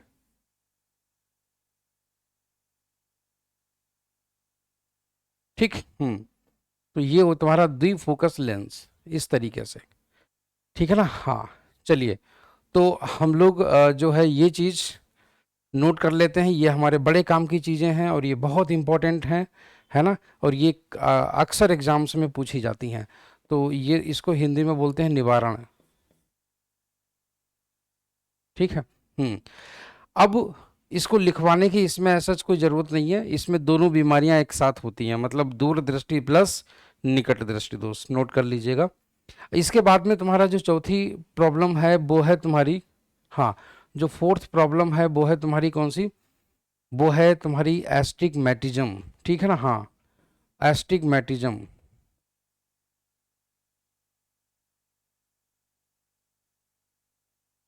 ठीक है। एस्टिग्मेटिज्म इसको हम लोग बोलते हैं, इसको हिंदी में हम लोग बोल देते हैं तुम्हारा, जैसे दृष्टि वैषम्य कहा जाता है कई बार, तो कई बार इसको जो है कुछ और भी कह सकते हैं, एस्टिग्मेटिज्म। चलिए मैं आपको इसके बारे में बताता हूँ, एस्टिग्मेटिज्म, ठीक है। तो अबिंदुकता बोलते हैं, हाँ कई बार हम लोग इसे अबिंदुकता भी बोल देते हैं, ठीक है। आपको अबिंदुकता शब्द लिखा हुआ ज़्यादा मिलेगा। अभी तक मेरे टीचिंग करियर में मुझे सिर्फ दो इंसान ऐसे मिले, दो स्टूडेंट ही थे जिन्हें ये प्रॉब्लम थी। अब आप अंदाज़ा लगा सकते हैं कि ये बीमारी जनरली किसी को नहीं होती है, मतलब बहुत कम, रेयरर, ठीक है। तो जैसे मान लेते हैं कि जैसे तुम्हारा ये कोई एक बॉक्स टाइप का रखा हुआ है, ठीक है। और मान लीजिए कि ये किसी की आंखें हैं, मान लीजिए ये किसी व्यक्ति की आंखें हैं और इसको ऐसी ऐसी यही वाली प्रॉब्लम है, मतलब इसको, ठीक है ना, हाँ। तो इसको इस तरीके की प्रॉब्लम है और ये उसकी आंखें हैं इस तरीके से, ऐसे ऐसे ऐसे ऐसे ऐसे ऐसे ऐसे ऐसे ऐसे करके, ठीक है। तो इसको क्या है कि ये इस वाली बीमारी में व्यक्ति या तो हॉरिजॉन्टली ही सही देख पाता है या वर्टिकली, मतलब दोनों दिशाओं में, ऊपर और नीचे दोनों दिशाओं में, मतलब क्षैतिज और ऊर्ध्वाधर एक साथ फोकस नहीं कर पाता, ठीक है। तो वो कोई भी एक ऐसे करके देख लेता है, जैसे फॉर एग्जांपल मान लेते हैं कि अगर इसे वर्टिकली अगर इसे सीधा दिखाई देगा, वर्टिकली अगर ये फोकस करता है, वर्टिकली अगर ये फोकस करता है तो इसको हॉरिजॉन्टल ऐसे करके दिखने लगता है, ठीक है ना, तो इसको हॉरिजॉन्टल ऐसे करके दिखने लगता है इस तरीके से, ठीक है ना, हाँ। अच्छा, और दूसरी चीज़, अगर इसको ऐसे ऐसे करके, हाँ अगर इसको ऐसे ऐसे करके ये ऐसे करके दिखने लगता है यूं करके, ठीक है, हाँ। अगर इसको ये ऐसे करके दिखने लगता है, आई मीन ये, अरे चलिए, ये इसको ऐसे करके दिखने लगते हैं यूं करके, ठीक है, हाँ। तो अब आप ये सोचिए कि अगर ये जो ऑब्जेक्ट है ये इसको ऐसे करके दिखाई दे रहा है, अगर ये ऑब्जेक्ट है, सच में ऑब्जेक्ट है, मतलब कोई वस्तु है, ठीक है ना, और इसकी आंखों पर इमेज ऐसे करके बन रही है, तो अगर ये इस वस्तु को वापस ऐसा ही देखना चाहे, अगर ये वस्तु इस वस्तु को ऐसा ही देखना चाहे तो इसे क्या करना पड़ेगा, तो इसे करना क्या पड़ेगा, यहाँ पर ऐसे करके इसे सिलिंड्रिकल लेंस पहनाना पड़ेगा, ठीक है ना।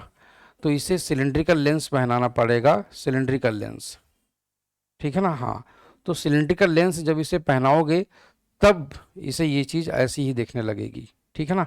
सिलेंड्रिकल लेंस, सिलेंड्रिकल लेंस का प्रयोग होता है इसमें, ठीक है ना। कभी भी कांच के गिलास में पानी भर के, ठीक है ना, हाँ, कभी भी आप कांच के गिलास में पानी भर के ऐसी लाइन को देखना बाहर से, ऐसे ऐसे करके ऐसे खींचना, फिर उसके सामने ऐसे करके रखना, सिलिंड्रिकल लेंस बन जाएगा तुम्हारा पानी का। देखना ये लाइन तुम्हें बिल्कुल सीधी दिखाई देगी। अभी मैं आप लोगों को इसका एक एक्सपेरिमेंट भी मैं करके आपको दिखा ही देता हूँ, ठीक है ना। चलिए देखिएगा, ये अभी आपको ऐसे करके दिख रहा है ना, हाँ, ये अभी आपको ऐसे करके दिख रहा है। अभी मैं आपको इसका एक्सपेरिमेंट दिखाता हूँ। देखिएगा, ये एक गिलास में भरा हुआ पानी है, ये एक सिलेंड्रिकल लेंस बन चुका है। अब आप जरा ध्यान से देखेंगे, इस लाइन को आप जरा ध्यान से देखिए, ये लाइन आपको बिल्कुल सीधी दिख रही होगी, है ना। जब लाइन आप इधर ऐसे करके करेंगे ना तो ये आपको टेढ़ी दिखेगी। चलिए मैं आपको एक बढ़िया सा एग्जाम्पल अलग से दिखाता हूँ, बढ़िया सा एग्जाम्पल अलग से दिखाता हूँ ऐसे करके। हाँ, ऐसे करके आप देखिए जरा, मान लेते हैं ये ऐसे करके लाइन है, ठीक है, ये इस तरीके से कर्व शेप में है, आप कर्व शेप में है ना, तो आप जरा इसको ध्यान से देखिएगा, ये आपको बिल्कुल एकदम सीधी होकर के दिखेगी, ठीक है ना। ये कर्व शेप में है, ये आपको बिल्कुल सीधी होकर के ऐसे करके दिखेगी, ध्यान से देखिए, ऐसे करके है ना, तो इसको जरा ध्यान से देखिए, ऐसे करके बिल्कुल सीधी हो जाती है, मतलब थोड़ा सा साइज बड़ा है ना इसका, इसीलिए आपको भले ही वैसी दिख रही हो, बट ये ऐसी है। तो अब देखिए, अब देखिए, अब बिल्कुल सीधी लाइन आपको दिख रही होगी, है ना, बिल्कुल सीधी लाइन, है ना। तो ये क्या है, ये सिलेंड्रिकल लेंस है। अब इस लेंस को हम पी जाएंगे, कैसे पिएंगे, ऐसे करके,